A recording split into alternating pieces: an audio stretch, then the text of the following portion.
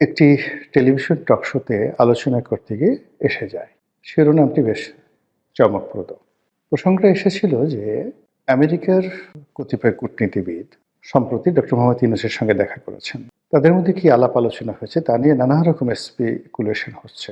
কেউ বলার চেষ্টা করছেন যে ডক্টর মোহাম্মদ ইউনূসকে একটি ইনক্লুসিভ নির্বাচন করার জন্য ডোনাল্ড ট্রাম্প প্রশাসনের পক্ষ থেকে চাপ দেওয়া হচ্ছে। এটা সত্য বা মিথ্যা আমরা বলতে পারবো না। এর কারণ হলো যে ডক্টর মোহাম্মদ ইউনূসের দপ্তর থেকে তার প্রেস সচিব বা অন্য কোনো গুরুত্বপূর্ণ ব্যক্তি এ ব্যাপারে কোনো কথা বলেনি।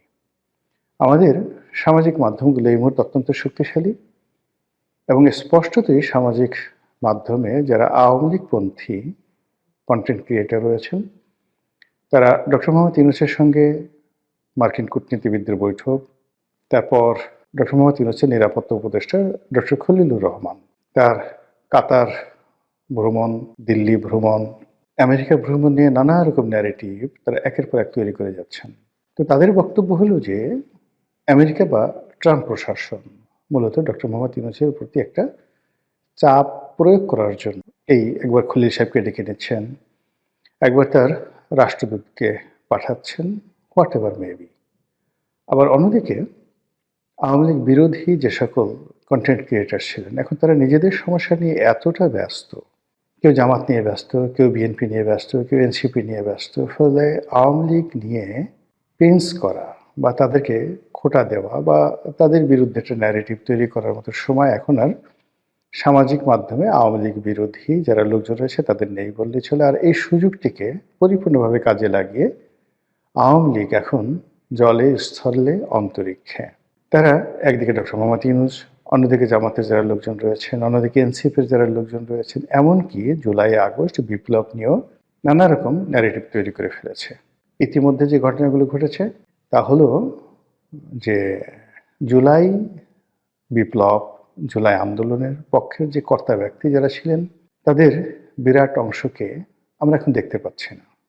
আপনারা কি গত ১ মাসে জনাব ফরহাদ মাজাহারের কোনো বক্তব্য শুনেছেন? শুনেননি। কিংবা সরকারে খুব প্রভাবশালী দুজন ব্যক্তিত্ব, জনাব নাহিদ ইসলাম, তিনি বের হয়ে এসে এনসিপি করলেন। এখন নাহিদ ইসলামকে নিয়ে আর তেমন মাতামাতি নেই।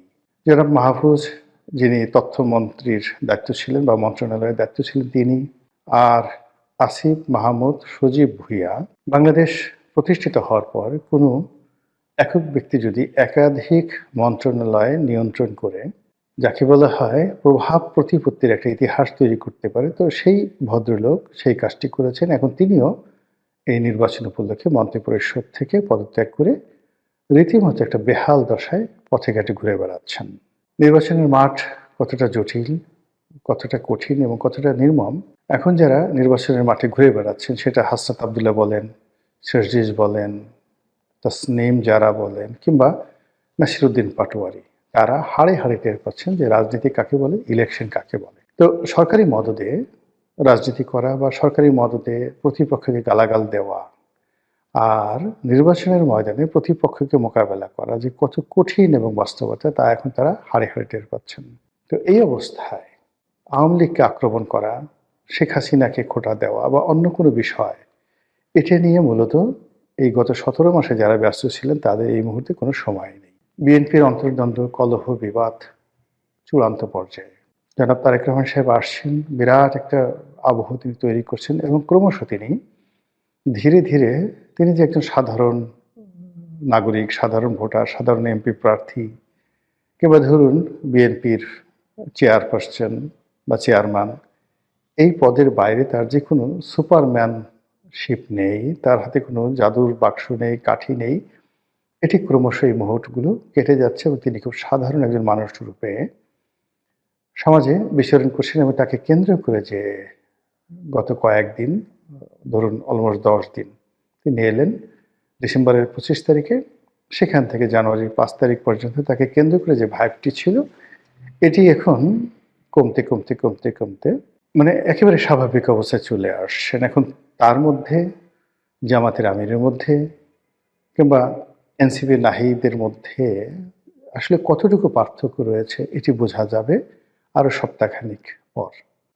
তিনি ইতিমধ্যে ডক্টর মোহাম্মদ ইউনূসের সঙ্গে দেখা করেছেন, তার মায়ের স্মরণ সভা হয়েছে, তো তাকে কেন্দ্র করে নানা রকম, তিনি যে একজন মহামানব, অতি ভদ্র মানুষ, তার যে অনেক সুপার কতগুলো কোয়ালিটি রয়েছে ইত্যাদি নানা বিষয় খাওয়ানোর চেষ্টা করা হচ্ছে, ব্র্যান্ডিং করার চেষ্টা করা হচ্ছে অত্যন্ত, যাকে বলা হয় ম্যাথমেটিক্যালি।